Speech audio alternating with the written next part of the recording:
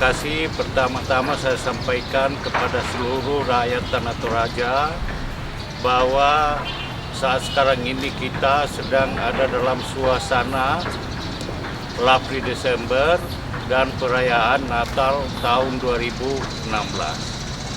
Saya berharap bersama-sama dengan Forum Muspida, Kabupaten Tanah Toraja, pemerintah Tanah Toraja, semoga Tuhan mau bersama-sama dengan kita di dalam mengawali kehidupan yang baru kita di tahun 2017. Untuk itu perkenankan saya mengucapkan selamat Hari Raya Natal 2016 dan selamat menyongsong tahun baru 2017. Semoga Tuhan memberkati kita semua. Toraja, Milo.